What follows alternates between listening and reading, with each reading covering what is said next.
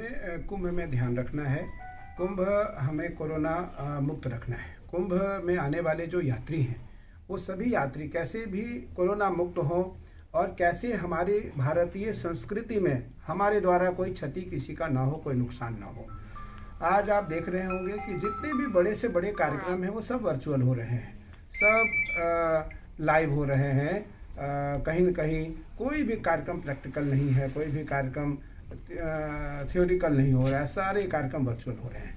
कुंभ में आने वाले जो लोग हैं वो निसंदेह मास्क का ध्यान रखें और मास्क से आपका स्वास्थ्य स्वस्थ रहेगा, आप स्वस्थ रहेंगे। आप पड़ोसियों को भी, अपने साथियों को भी, अपने साथ रहने वाले लोगों को भी स्वस्थ रख सकते हैं। तो भारतीय परंपराओं में, क्योंकि भारत सबसे महान देश है, भारत में दया, भारत में सहिष्णुता, भारत में क्षमा, भारत में दान, भारत में नम्रता, भारत में उदारता और भारत में आपसी भाईचारे का संबंध निरंतर रहा है। जब जब देश में, दुनिया में कोई भी तकलीफ आई है, कोई विपत्ति आई है, तब तब भारत ने महान उदारता का परिचय दिया है।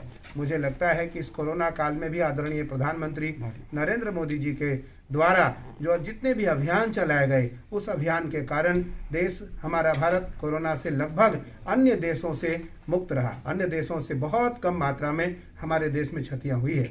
मुझे लगता है कि उसी प्रकार आज आने वाले महाकुंभ में सभी यात्रियों से मेरा आग्रह है, मेरा अपील है कि वो भारत सरकार की गाइडलाइंस, उत्तराखंड सरकार की गाइडलाइंस और कोरोना से मुक्त रहने के लिए, कोरोना से मुक्त रखने के लिए हमें मास्क, थोड़ी दूरियां और जितना हो सके हम प्रिकॉशन लें और अपने जीवन को स्वस्थ रखें, अपने शरीर को स्वस्थ रखें, अपने पड़ोसी और अपने संबंधियों को स्वस्थ रखें और स्वयं को चिरायु हों।